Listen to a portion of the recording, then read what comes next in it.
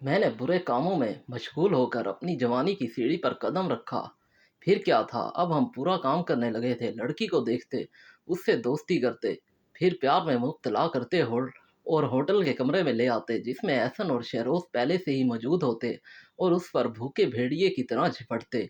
वो लड़की रोती चिल्लाती लेकिन उसकी चीखें कमरे में दब कर रह जाती और हम लोग मिलकर उसे भंभोड़ डालते। फिर एक दिन मैं किसी लड़की को उजाड़ कर घर पहुंचा तो घर में एक भोली भाली मासूम लड़की को देखा। इससे पहले कि मैं उससे कुछ पूछता, अम्मी ने उस लड़की से कहा, जाओ शाजिया बेटी, ये तुम्हारा बड़ा भाई है दिल। वो मासूम सी भोली भाली हसीना मुस्कुराती हुई मेरी तरफ आई और कहने लगी, सलाम भैया।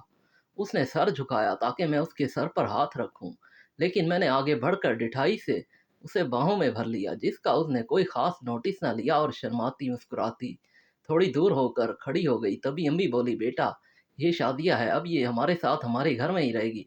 इसे भी तुम अपनी छोटी बहन ऐमन की तरह समझना, अम्मी ने कहा। और शादिया, ये आज से तुम्हारा बड़ा भाई है और तुम भी मेरी तरह इस पर अपना हक जिताना, ऐमन ने मुस्कुराते हुए कहा था। शादिया अम्मी की दूर परे की एक रिश्तेदार की बेटी थी। अम्मी और शादिया की माँ बहुत अच्छी दोस्त भी थी। शादिया के दो भाई थे। उसके माँ बाप वफात पा चुके थे। दोनों भाई भी शादीशुदा थे और वो उसकी ज़रा भी परवाह नहीं करते थे। दोनों अपनी बीवियों में मस्त थे और उसकी भाभियाँ उससे खार खाती थीं। आए दिन नन से झगड़ा करती थीं, इसलिए वो अम्मी के साथ आ गई थी।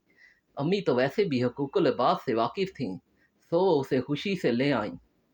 और यूं मासूम सी भोली वाली शादिया बेफिक्र होकर उसे अपने घर समझने लगी। शादिया को जो काम बताया जाता डट कर वो करने लगती और वो मेरे काम तो बहुत ही शौक से करती थी। एक दिन मैंने उसे कपड़े इस्त्री करने का कहा था। वो गुनगुनाते हुए मेरे कमरे में दाखिल हुई, किसी दिन बनूंगी मैं राजा की रानी। अदील भाई, कौन से कपड़े इस्त्री करूं? उसने मासूमियत से पूछा और मेरे अंदर का दरिंदा आहिस्ता आहिस्ता जागने लगा था। वो सफ़ेद वाले कर दो, मैंने कंघा करते हुए कहा था। नहीं अदील भाई, आज आप ये वाले कपड़े पहनो, देखो कितने प्यारे लग रहे हो आप, उसने कपड़े दिखाते हुए कहा। और मैंने उसे ज़ोर से अपने गले लगाया। इससे पहले कि मैं कोई मज़ीद पेशकदमी करता, वो पीछे हुई तो उसकी आंखों में आंसू थे। क्या हुआ? मैंने हैरानी से पूछा। कुछ नहीं भैया, मैं सोच रही थी कि इतना प्यार तो कभी मेरे सगे भाई ने भी नहीं किया जितना आप करते हैं। उसने आंसू साफ किए और बाहर निकल गई और मैं कमीनी सी हंसी हंसता उसे देखता रहा और सोचता रहा कि हर तरफ हरियाली ही हरियाली है। ये सोचकर मैं हंसने लगा। बहुत कमीने ख्याल आ रहे थे मुझे और मैं ये भी नहीं सोच सका कि वो भोली भाली लड़की मुझे भाई मानती है।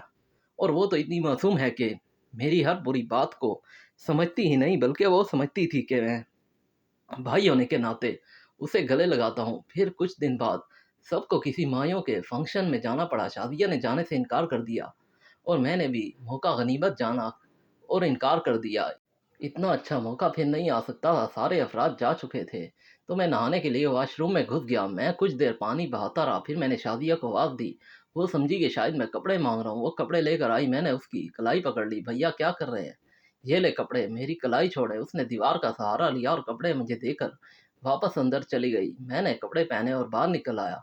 शादिया अंदर अपने कपड़े तब्दील कर रही थी। मेरे अंदर का दरिंदा पूरी तरह जागने लगा। मैं अंदर दाखिल हो गया। शादिया ने बौखला कर दुपट्टा आगे किया और कहने लगी, सॉरी भैया, मैंने कुंडी नहीं लगाई, आप बाहर जाएं, मैं अभी आती हूँ। उसके चेहरे पर हवाइयाँ उड़ रही थीं। शादिया, मुझे जलन हो रही है। मैंने कहा हो रही है भैया? वो परेशानी से बोली तो मैंने कमीनगी से एक गंदा इशारा किया जिससे वो जर्द पड़ गई। ये आप क्या कह रहे हैं भैया? बहनों से भी कोई ऐसा मजाक करते हैं क्या? वो रुहानसी होकर बोली थी, लेकिन मैं बेपरवाह आगे बढ़ा। प्लीज़ मुझे अपनी प्यास बुझाने दो, मैंने मुस्कुरा कर कहा था। भैया प्लीज़, आप बहन भाई जैसे पाकीज़ा रिश्ते की तौहीन कर रहे हैं। वो दो कदम पीछे हटी। देखो शाजिया, ये किसी को पता नहीं चलेगा और हम इंजॉय कर लेंगे। मैं एकदम आगे बढ़ा और उसको पकड़ लिया। भैया मुझे छोड़ें, खुदा का वास्ता, दिल मुझे छोड़ो, खुदा के कहर से डरो, तुम्हारी भी बहन है। या अल्लाह, वो चीखती चिल्लाती रही। लेकिन मैंने अपना काम पूरा किया और उसे बरहना छोड़कर बाहर निकल गया। सब लोग माइयों से वापस लौट कर आए तो उस हालत में उसे देखकर सबके पैरों तले ज़मीन निकल गई। अम्मी ने भागकर उसे कपड़ों से ढांपा और अहमन उसे गले लगाकर रोने लगी। फिर अम्मी ने उससे पूछा तो उसने मेरा नाम लिया और मैं साफ मुकर गया कि मैंने एक आदमी से बात करते इसे देखा था। मेरी तरफ इशारा करने पर अम्मी सख्त तैश में आ गईं और उसे सख्त बुरा भला कहने लगी। घुन्नी मीसनी, मैंने तुझे घर में पनाह दी और तूने ही मेरे बेटे को फंसाना चाहा। काश मुझे मालूम होता कि तुम कितनी कमीनी हो, इसलिए तो तुझे भाइयों ने निकाल दिया है। वो रोती रही, सफाई देती रही, लेकिन किसी ने उसकी बात ना सुनी, किसी ने उसके साथ इंसाफ नहीं किया। मैं एक कोने में खड़ा उसे देखता और मुस्कुराता रहा, यहाँ तक कि अम्मी ने उसे घर से बेदखल कर दिया। मैं भी बाहर निकल आया। देखो शादिया, मैंने कहा था ना कि किसी को मत बताना। अब देखा तुम्हारा क्या हाल हुआ है। अब कहाँ जाओगी? अगर तुम मेरी बात मानो तो मैं तुम्हें इस घर में वापस ला सकता हूँ। मैंने घटियापन की हद कर दी। उसने एक जोरदार थप्पड़ मेरे मुंह पे मारा और कहा, कमीने, तू मेरी इज्जत से खेला है, देखना कल मेरा बदला कोई तुमसे ज़रूर लेगा। इस दुनिया में किसी ने मेरे साथ इंसाफ नहीं किया, लेकिन ऊपर वाला ज़रूर इंसाफ करेगा। ये कहकर वो रोती हुई चली गई। उसके बाद वो अपने भाइयों के घर गई। कैसे गई मुझे नहीं पता, लेकिन वहाँ भी उसकी कहानी सुनने के बाद भाभियों ने उसे कमीनी, बेगैरत जैसे इल्ज़ाम लगाकर घर से बाहर फेंक दिया। उसने हर वो दरवाज़ा खटखटाया जो वो जानती थी, लेकिन सब ने उसे बाहर कर दिया। हद तक के शदीद एहसास से वो सुर्ख हो चुकी थी। वो टूट कर बिखर चुकी थी। कोई उसे पनाह देने को तैयार ही नहीं था। वो पागलों की तरह गली गली, नगर नगर फिरती रही। कहीं उसने कुछ मर्दों को खड़े देखा और अंधाधुंध भागने लगी। अदील के बाद उसका हर रिश्ते से एतबार उठ चुका था। वो समझी कि वो मर्द भी उसका जिस्म नोचने के लिए खड़े हैं। भागते भागते किसी चीज से टकराई और उछल कर सड़क पर जा गिरी। वहां से आते ट्रक ने उसके जिस्म की धज्जियां उड़ा दी। उसके मरने के बाद उसका किस्सा दब कर रह गया। किसी ने मुझ पर केस नहीं किया, और तो और किसी ने यह भी नहीं देखा कि वो मासूम सी लड़की जिस चीज से टकराई थी वो मेरी बाइक भी थी, और वो भी मैंने जानबूझकर किया ताकि मुझ पर कोई केस ना कर सके कि मैंने इस लड़की का रेप किया है। और फिर मैं थोड़ी दूर जाकर खड़ा हो गया। जब उसने अपनी आखिरी सांसें ले लीं, तब मैंने सुकून की सांस ली और खुद को हल्का फुल्का महसूस करने लगा। अब हमारे घर में शादिया का जिक्र नहीं होता था। ऐसे लगता था कि वो कभी हमारे घर का हिस्सा थी ही नहीं। अब्बू और अम्मी अपने कामों में मशगूल हो गए और मैं अपने कामों को फिर से करने लगा। इस वाक़े को गुजरे साल हो गया कि एक दिन मज़हर शादिया का भाई उससे मिलने आ गया। हम सब हैरान हुए कि उन्हें शादिया के बारे में मालूम ही नहीं। हालांकि शादिया ने अपने ही घर में नहीं गई थी।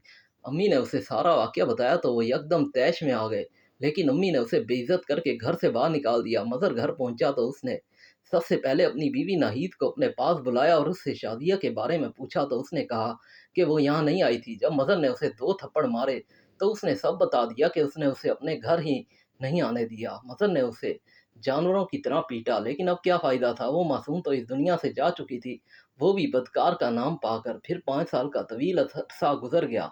इस अरसे में अमन का रिश्ता आया जो कि हर लिहाज से बेहतरीन था। अम्मी ने झट हाँ कर दी और फिर रोज़ शॉपिंग होने लगी। अमन का सारा जहेज इकट्ठा हो चुका था। मैं भी बहुत खुश था, और मैं होता भी क्यों ना।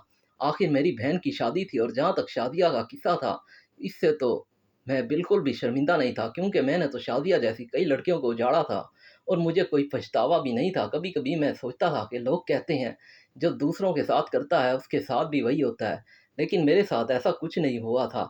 अब तो मेरी बहन की शादी भी हो रही थी। ये सोच कर ही मैं पुरसुकून था। लेकिन कहते हैं ना कि अल्लाह के आगे देर है अंधेर नहीं।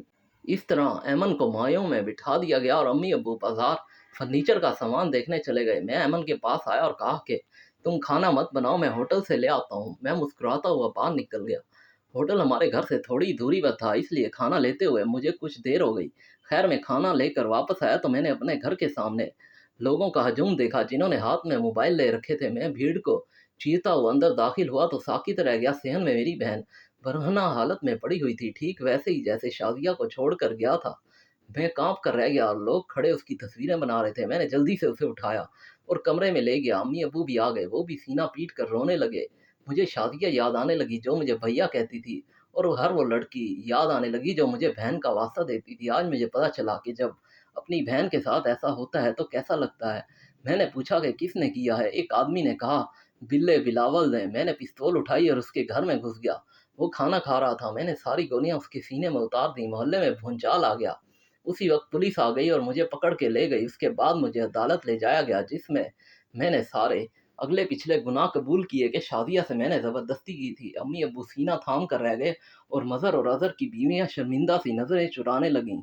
मैंने सारे गुनाह कबूल कर लिए थे, इसलिए अदालत से मुझे उम्र कैद हो गई। आज पूरे 11 माह हो गए हैं मुझे जेल में बैठे हुए, और इस सब का मैं खुद जिम्मेदार हूँ। मैंने अपनी ज़िंदगी अपने हाथों से ख़त्म कर डाली। शादिया सही कहती थी, ये कुदरत ज़रूर इंसाफ करेगी, और वो ठीक कहती थी। आज कुदरत ने इंसाफ कर दिया था, यही मेरी सज़ा है।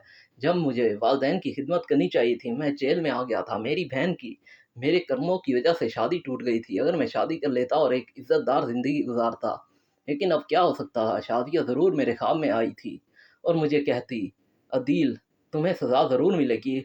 और जब मुझे सज़ा मिली तो वो एक दिन मुस्कुराती हुई आई थी। देखा अदील, किसी ने मेरे साथ इंसाफ नहीं किया, लेकिन कुदरत का इंसाफ देखो, उसने कैसा इंतकाम लिया है मेरा। इतने अरसे में अदील की माँ सिर्फ 2 बार ही उससे मिलने आई थी। वो माँ जो उसके लिए सारी दुनिया से लड़ने को तैयार थी, वो आज उसकी वजह से अपने ख़ानदान से कट कर रहने लगी थी। पहली मुलाकात पर अम्मा ने कहा था, अदील, मुझे ये कहते हुए बहुत हिचक महसूस हो रही है कि मैंने तुझ जैसे संपोलिये को जन्म दिया है, और दरअसल मेरी गलती है। मैंने तुझे अगर शुरू से ही लड़कियों की इज्जत करना सिखाई होती तो आज ये नौबत ही ना आती। मेरी बहन एक जिंदा लाश बनकर रह गई है, और यही हाल अब मेरे माँ बाप का भी है। गली से गुजरते हुए उन्हें कितनी जिल्लत उठाना पड़ती है, ये तो वही जानते हैं। लेकिन एक बात तय है, इंसान जो भी कुछ करे, बिलखसूस बुराई, तो इससे पहले अपना अंजाम भी अच्छी तरह सोच ले।